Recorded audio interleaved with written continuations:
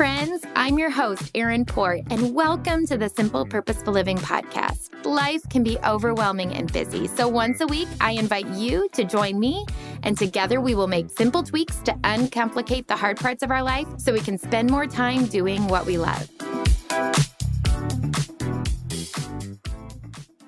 Well, welcome back, friends. If you're watching on YouTube, you can see that I'm drinking out of my Merry and Bright mug, and it's just hot water because I shared that tweak with you that I love to drink hot beverages in the winter because I'm always cold, but I was drinking way more coffee than I wanted to. So I switched a couple of years ago to just drinking hot water. Sometimes I'll dip a tea bag in for a couple of seconds just to get a little bit of flavoring or add some lemon or something like that. But I drink so much more water this way and a lot less coffee. But welcome back to the Simple Purposeful Living podcast. I'm so excited. This is week 3 of the Merry Made Easy series. We are just whipping through the holiday season. We've talked about holiday planning, we've talked about holiday gift giving, and today we're going to talk about holiday decorating. Whether you're a before Thanksgiving decorator or an after Thanksgiving decorator, I hope that these tips will help you simplify your life and enjoy decorating for the holiday season, because I know for some of you it's really fun, and for some of you it can be a tremendous chore. But I have to tell you this cute story first. So the other day, my friend texted and was like, "Hey, I asked for one of your meal planners." She already has one. She's like, "I need a new one. I asked for one for Christmas. I gave your number to my husband. He's probably going to be texting you." And sure enough, at like 8 o'clock on Monday morning, I got a text and was like, "Hey, my wife wants one of your meal planners. I don't know if you have different versions, but here's a picture of her current one," which I loved. And he was like, "Can you help me out?" Of course, we got them all set up, it ordered, and out the door. But here's your reminder. If you want some simple, purposeful living products for Christmas, here's a little tweak you can make. You can go ahead and text your husband the link. You could just forward him the email and say, "Hey, I'd like some of these products for Christmas." And I will help him out. And if he needs a little help, he can just reply to the email, Erin@simplepurposefulliving.com. I love to help men simplify their gift giving life because it means I'm ultimately getting to help simplify your life, which is my favorite of all. Okay, and don't forget to tell them to use code podcast for 10% off their order. All right, November 15th has been on my calendar for at least a month. You know this if you listen to the holiday planning podcast. I plan out when I'm going to put up my Christmas tree because I like to have everyone home, and my kids have kind of been hoeing and humming and harumphing around because they would like to have had it up already. But between football and birthday parties and activities, the first night that we all had free was November 15th. So I put it on the calendar to reserve it so everybody would be home. And that is when we are putting up our Christmas tree this year. Several years ago, I think I had a newborn Lucille. I think I was nursing her, and our kids were just dying to put up the Christmas tree. I was like, "Okay, go downstairs and grab it." And a little 5-year-old, I think actually Quincy was probably 6 and Vera was 4. They went downstairs and they hauled this 9-foot Christmas tree up in its bags to the top of the stairs. We still have the video evidence. It was the cutest thing ever. And so ever since then, that's kind of just been our tradition. The kids go down and get the Christmas tree. They bring it up. We put the Christmas tree up. I make a snack tray supper. We get out the ornaments because all the ornaments, they get a new one every year based on their interests. And then whenever we go on a vacation, I also get an ornament. So it's kind of a fun walk down memory lane as we're putting up the tree. Like I said, I do a snack tray supper. We listen to music. And then when we're all done, we take a vote for which Christmas movie. It's usually tied between Christmas Vacation, Home Alone, or Elf. And yes, we show our kids Christmas Vacation. Judge. I watched it as a kid, and so much of it went right over my head, and it is one of my favorite movies. So we will see which one we watch first this year, but those are normally the 3 top contenders. So looking forward to it. But here's the thing. Like I said before, Christmas decorating can be super fun, or it can be a chore. But one of the tweaks I have made when it comes to things that can be considered chores in life is I try to turn it into an experience. So can we invite others into the process? Can we turn on some music? Can we add some fun, delicious food? Can we make it like a special event at the end to commemorate what we're doing? And that really just kind of sets the tone and the mood for the situation. So that might be the tweak that you need when it comes to holiday decorating. How can you take a chore and turn it into an experience? But all along, my Merry Made Easy series is all about helping you sidestep Scrooge and simplify the season so you can be the holiday MVP, the Merry Magic Maker, and truly enjoy this special time of year. And like I said, it can bring up a lot for people. It can be a joy, and it can also be not so fun. So we're going to talk about 12, actually we're going to talk about 10. I'm lying. 10 easy holiday decorating tips to simplify the process. Number 1, this is really important. I want you to subtract first. Holiday decorations can add a lot of visual clutter to your home. It doesn't have to, but it can, especially if you're just layering on top of what you already have. So one of the things I do is I like to clean before I decorate. My sister was just talking about this too. She likes to do this as well. But so I'm taking things out. So things that I'm like, you know what, we're not going to use that in my holiday decor, and I'm going to just culminate, like pull all that together and put it on my dining room table. Then I'm going to dust and vacuum and just get everything all cleaned up and ready to go. So I'm not decorating in dust and all that kind of stuff. I'm going to have to decorate, or I'm going to have to clean at the end too, because, pine needles, but it's kind of a good base layer. And so just subtract anything that you don't think you're going to need. And so I clear off like my mantle, my side bookshelves. I clear off my front entryway desk. I'll even pull some things off of my bookshelves in my office because I add a little bit of greenery. So like even regular greenery, you want to pull all that out, whatever it is. But subtracting first is really going to help simplify the scape of everything. So number 1, I would totally recommend doing that.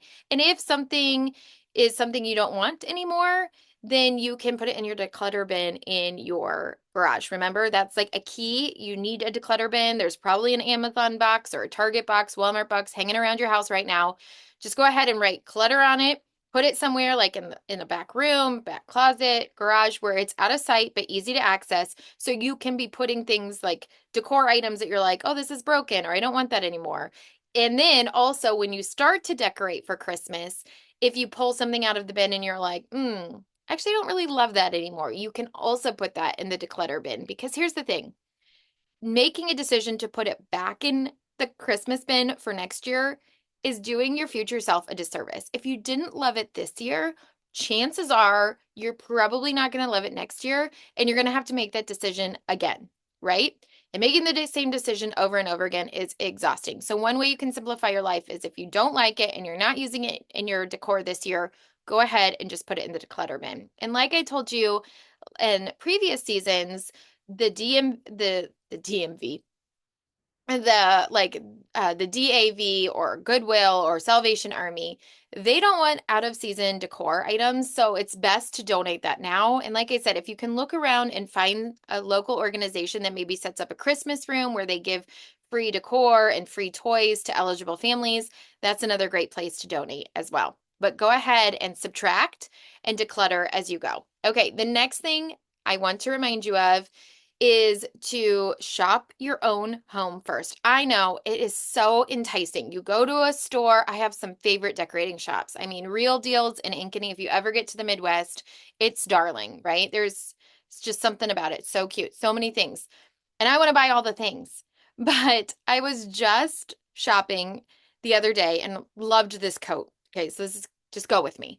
I loved this coat. It's like, oh, that's so cute. It's like a tan wool car coat. And you know me, I love winter coats. And I was like, oh, I want that so bad. But I was like, nope. I went home and I opened my closet, and I had totally forgotten, because I haven't worn a lot of coats since last spring, that I have a tan wool car coat that I got last year. Totally forgot. And that same thing is true when it comes to holiday decor. We think we know what's in those boxes, but it never fails. I open them up and I'm like, oh, I forgot about that. So resist the urge to buy new things until you've put up your decor, you've shopped your house, you know what you have. That way you can shop with more intention, knowing and not duplicating things you already have, okay? And the next thing I want you to think about when it comes to holiday decorating is to make sure you've restocked some holiday essentials. One of my favorite decorating tips is to use command hooks.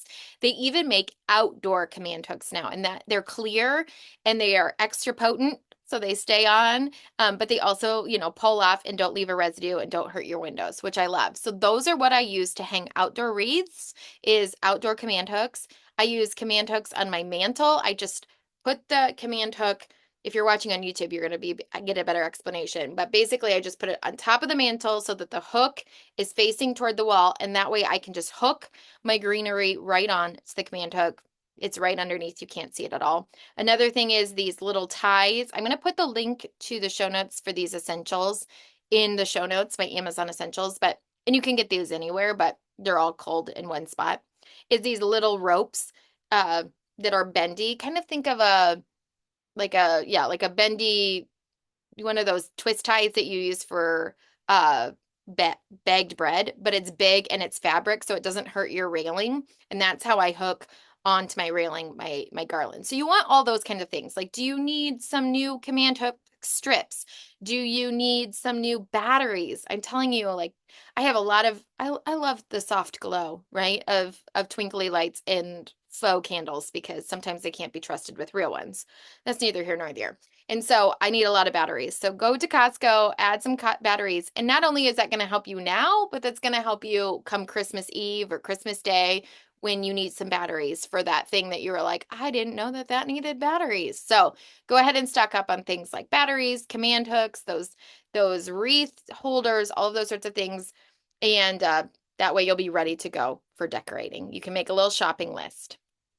And then when you go shopping for the fun stuff, you can buy the essentials too. Okay, the next thing I always do when I decorate is it's a great time to refresh and repair. I tell you what, even though it's cold and it's dark in the Midwest, the sun still seems to do a number on my outdoor wreaths and decor. So, do you need to get some new picks at like one of my favorite places to get picks is Hobby Lobby or Michael's, just little picks that you can stick in the wreath. I use a hot glue gun to kind of glue things in so that they stay secure outside. Shatterproof balls on your wreaths. Ask me how I know that you need to do shatterproof because, oh my goodness, that makes a mess. Not using those, but just refresh and repair. Maybe you need some new ribbon. Your ribbon's looking a little brittle, but rather than throwing it away, can you refresh and repair it? I have had the same wreaths and I've forever. I love to have a wreath in each window, but every year they do. They just need a little bit of refreshing and repairing. But I could normally do that with some picks. And this year I'm even adding some battery operated lights because I told you I have a twinkle light problem. I like everything to be twinkling, Clark. I told you my favorite movie was Christmas Vacation. Here we are. So make sure you're refreshing and repairing. That's my next tip. Okay. The next thing I want you to consider, my builder, when we were building, I was talking about my pantry door. And I wanted this like dumb waiter door, the one where like at restaurants that like you push it open and push it closed. And he said, Erin, it's super cute, looked super cute on the gram, but can I tell you, I've put it in a couple of people's houses and they just prop it open all the time. And you know what? He was right. I just either prop my pantry door open all the time or it's closed all the time. And who wants to be smacked in the behind as they're leaving the pantry? And I think that's a good reminder to like, what is the form and the function? Is this really like, is it just cute in a picture or can I live like this? Point in case, a couple of years ago, I put my garland at our old house on the mantle and I put it higher, right by my TV. And we could not turn on the TV all season long with the remote. We had to get up out of off the couch and turn on and off the TV. And while that sounds romantic in theory, it got darn near annoying by the end of the season. So when it comes to decorating, think about form and function. Can you put things up on tables so that you keep your floor space? Do you have young kids? Like my sister this year, she said, you know what? We have two young twins. They are just walking. They love things that are shiny and sparkly. So they rearranged their furniture in their living room to kind of face towards the dining room on the other side of the house. And then they're going to put their tree over there with, to blockade the twins, but they can still see it. So just think about form and function. Like, can we live like this? Is this make sense for us this season? It might be beautiful, but can I cook dinner or my counter is too full? I don't do anything on my kitchen counters because honestly, I don't want to have to move it every time I clean. And so I just tied some little wreaths to my bar stools in my kitchen, and that's kind of the festive touch. So form and function, keep that in mind when you're decorating. Okay, next thing I want you to think about is, can you use everyday items to decorate? So I talked about culling like all the regular decor. So pulling it off and putting it on the dining room table. And then look at that. Like, can you use, like, I have apothecary jars that I use. I have baskets. Are there things that you can use that are everyday items that maybe you can reimagine for the holidays? So I have a basket on my coffee table that I normally keep like the remotes in, some books. I take the books out during the holiday season, but I keep the basket, and that's where I keep my holiday cards. So it kind of contains all of them, but I keep that basket year round. I just take out the contents and kind of reimagine it for the holidays. So just think about like, do you have a dough bowl that you could use or a little metal bowl that could contain some things? Think about how you can reimagine and use what you already have. Sometimes it's our knee-jerk reaction to buy things, but I had some extra garland and they do have picks for your front entry urns. But basically, I just wrapped garland it like kind of like a snake, if you will, like just turn, like or a little snail, wrapped the garland in my urns, and that's what is my, and then I just add some picks rather than having to buy something new. I already had something on hand. So can you imagine using what you already have on hand before buying new? Just saves a little bit of money. Okay, the next two things when it comes to holiday decor, you're probably going to be like, Erin, that has nothing to do with decor, but I think it's often overlooked. Number one, think of scents. Okay. Okay, I'll just give you the other one too. Scents and sound. Okay. But scent can be a game changer for holiday decor. It's one of those little tweaks that can make a big impact, transforming a beautifully decorated space into like an immersive holiday experience. You could add scents like pine or cinnamon or vanilla, whatever it is. Every year since we've gotten married, my husband and I, like when we didn't have kids, we'd go to the mall and do like a little holiday shopping, and we'd always buy a pine scented candle. And every time I light it, it makes me think of Christmas, and it just elevates like the entire experience. So this year we took our kids, we went to Hobby Lobby to buy all of the wrapping paper and all that stuff, and we bought a pine scented candle. And when they smelled it, they're like, it smells like Christmas. So it's just like so simple. You could even do something if you're not interested in candles. You could do, of course, like a fresh pine wreath. If you're into real trees, you could do a fresh pine tree. You could even do, fresh sprigs of pine and holly. I love to do a simmer pot this time of year with cinnamon sticks and orange slices and cranberries and apples. It just smells delightful. But consider when you're decorating your home, if you want to keep it simpler or you want a bang for your buck, but you don't have a lot of money, think about how scent can play a role in your decor. Okay, and now I told you the other one, but music. I'm telling you what, music just has this way of making everything like it just elevates it. And we don't always think about when we're decorating our homes, like tapping into all of the senses, but sound, oh my goodness, sound and scent are powerful. So during the day when I'm working, I do Christmas piano music. I just have, your friend Alexa play Christmas piano music. It's delightful. I actually have her play that while I'm reading before bed. Then while I'm cooking dinner, I'm playing Pentatonic's Christmas or Carrie Underwood Christmas or Holiday Favorites playlist, something a little jazzier, maybe in the morning. That's what the kids are listening to. But it just brings so much energy and extra oomph to your holiday decor when you're adding music. So sounds and smell, I tell you, can elevate. Don't forget about it. Okay, the last thing we're going to talk about before we wrap this up is outdoor Christmas decorations. Okay, I love outdoor Christmas decorations. We are the typical Midwest family. Scott's already put them up because when you hit a nice day in November, you put up your Christmas lights. That's just how it works. We haven't turned them on yet, but they're up. He still needs to put up our wreaths because I told you I'm a wreath. I love wreaths. I have one on every window. I know. I just hang them up on a hook in my back room when they're out of season, so it's really easy to keep them there. That's where I keep them. But just as a reminder to make sure you keep cords off of sidewalks, off of driveways, make sure you keep them up and elevated. I will tell you a true life story. Our friend Buzz and Anya, we got a really bad snowstorm. He was snow blowing and he ran over the electrical cord to their Christmas lights. Not good.